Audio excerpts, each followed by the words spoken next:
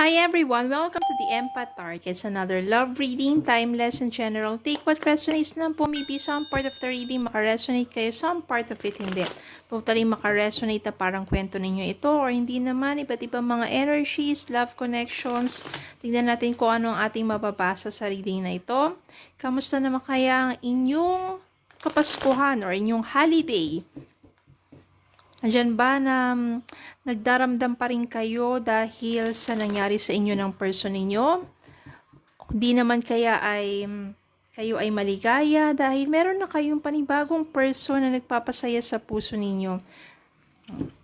Tignan natin ngayon, ano bang love reading ito, anong mga gabay at aral sa buhay, pag-ibig, in life in general ang ating mababasa.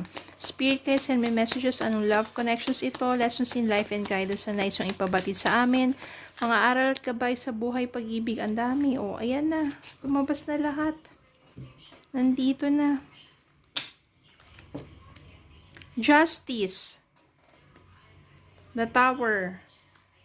Page of Cups. 8 of Cups. 7 of Pentacles. 6 of Pentacles. Magician. The Empress. Page of Pentacles. Wheel of Fortune. The Chariot. Temperance.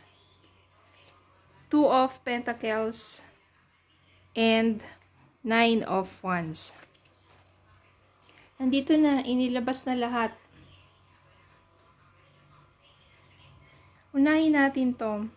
Meron ditong The Tower, meron ditong 8 of Cups. So, ibig sabihin yan, maaring ito yung nangyari sa inyo ng person ninyo. Kaguluhan, pagwasak ng pagsasama, mga pagbabago na hindi nyo inaasahan, na siyang hindi na talaga, sabihin natin, hindi na mabubuo pa. Wala na, tapos na. The Tower At tuluyan na nga natapos ang inyong relasyon kasi 8 of Cups dito, meaning umalis na yung person ninyo, iniwan kayo, maaring pumunta sa iba, o tuluyan na talagang hindi na kaya pa. Totally umalis.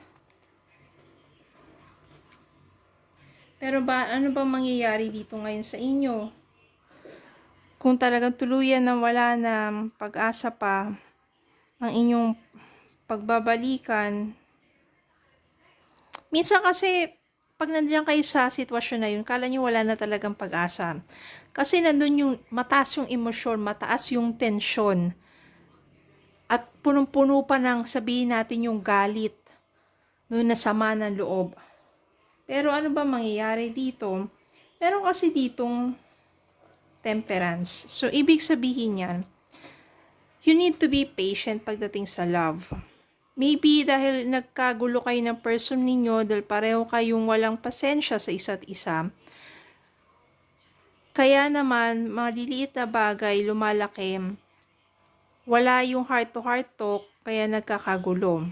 Temperance dito, ibig sabihin din ito is divine timing. Divine timing na kung saan darating din, huhupa rin ang panahon at kapag naging, sabihin natin, maayos ng lahat, pareho na kayo natuto, pareho nyo nang na-realize sa inyong mga pagkakamali, maybe temperance dito is yung tamang panahon sa muli ninyong pagkikita ng person ninyo. Meron ditong justice.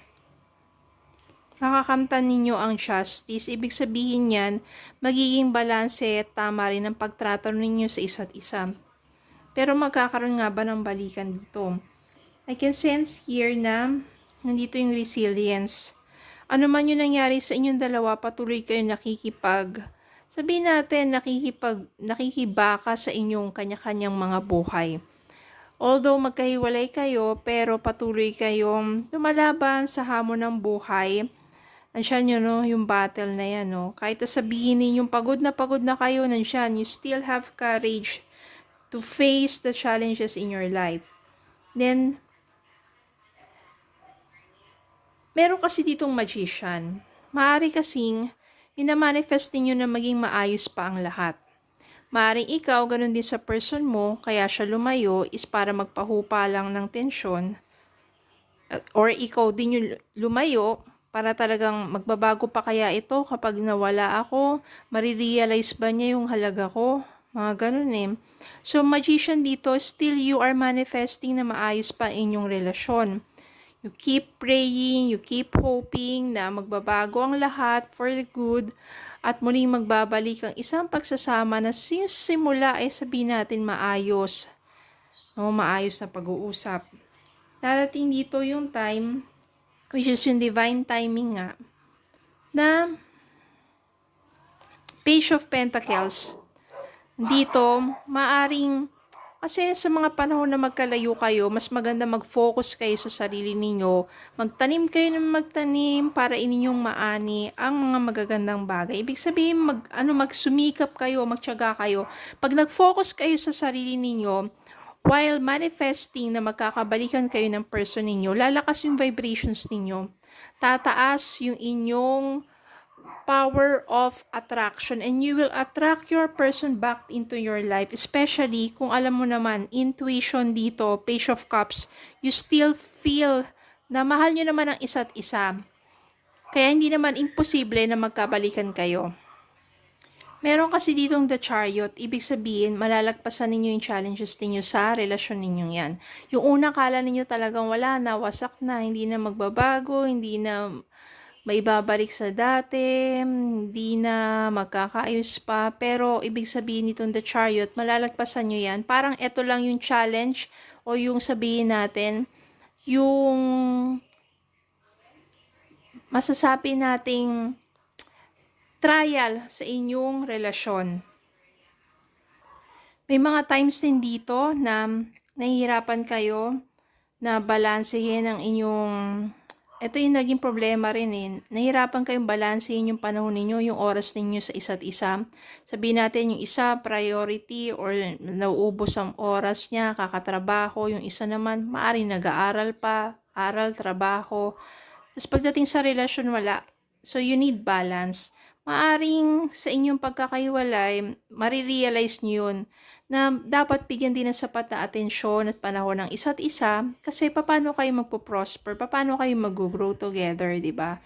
Mas maganda kasi yung availability, yung tinatawag na availability, yung available kayo sa isa't isa, especially sa mga panahon na kailangan ninyo ang suporta ng isa't isa. Maaring yun na marirealize ninyo. Then, darating yung time dito because of the Chariot, na magkakabalikan kayo. You will achieve justice. 6 of Pentacles, dito ibig sabihin, matututo na kayo. Magkakaroon kayo ng give and take relationship. Hindi na siya one-sided lang. Hindi na isa lang yung mag-e-effort. So, magiging balanse na ang pagtrato nyo sa isa't isa. Since nandito rin yung justice, balance, yung pagtrato sa isa't isa. Page of Cups, nag-o-offer ng panibagong simula. There's still feelings, there's still love. Page of Pentacles, nag-o-offer ng panibagong simula rin to for a, sabihin natin, more stable relationship. Then, maaari kayong magkabalikan in the divine timing. Kapag humupa na ang tensyon, na-realize nyo na ang inyong pagkakamali, natuto na kayo sa inyong naging mga pagkakamali, pagkukulang sa isa't isa. Porsigito pa rin ang bawat isa na i-push at ayusin ang inyong relasyon. Then, nandito si The Empress and si Wheel of Fortune. Yan. Magbabago ang takbo ng inyong relasyon. Pag dumating yung time that you will come together, you will be back together, Wheel of Fortune dito means magiging maganda na. Hindi na katulad dati na away bate. Maaring mag-mature na kayo and the Empress dito means you will nurture more of your relationship. Ganon din yung person mo. Pahalagaan ninyo at pangangalagaan ninyo ang inyong relasyon so that you will have harmony. Okay? You will have harmony and good fortune together. Ibig sabihin, the Chariot, malalagpasan ninyo ang pagsubok na to sa inyong relasyon. Because mahal nyo pa rin ang isa't isa, nagkagulo lang kayo, hindi kayo nagkaroon kasi ng heart-to-heart talk, nauwi sa isang matinding pagtatalo, paghihiwalay, pero marirealize ninyo na ano yung mga pagkakamali, pagkukulang ninyo sa isa't isa. At minamanifest nyo pa rin na maging maayos ang lahat. Pareho naman kayo. Then, babalik naman. Matututunan ninyong balansehin ang inyong panahon sa inyong mga ginagawa at sa inyong relasyon. At matututo kayo. Pagmamature kayo at sa inyong pagbabalikan, haharapin ninyo ang panibagong simula. Natin dito. Beware of codependency. Addictive behaviors are affecting your romantic life. Yung ibang mga codependent yan, hindi maganda yan. Express your love. It is important to let people know that you love them. You have nothing to lose. Express your love. Kung mahal yung isa't isa, magbigay kayo ng panahon sa isa't isa. Okay? One more. Engagement. Your love life is soon ascending to a higher level of commitment. Sa inyong pagbabalikan, the Empress dito means nandiyan na yung commitment nyo sa isa't isa. Hindi na kayo basta-basta matitinag, magkakaroon man kayo ng mga problema, madali ninyo mabibigyan ng solusyon yan. Okay? Kasi mas magiging malalim ang inyong relasyon, ang inyong pagkakaunawaan, ang inyong pagmamahalan. Okay? So, don't give up on love. Especially if it is worth to fight with. Okay? So, yun lang po. Maraming salamat po for watching. Please don't forget to like, share, comment, subscribe, follow me on Facebook and YouTube. Have a good day po and God bless.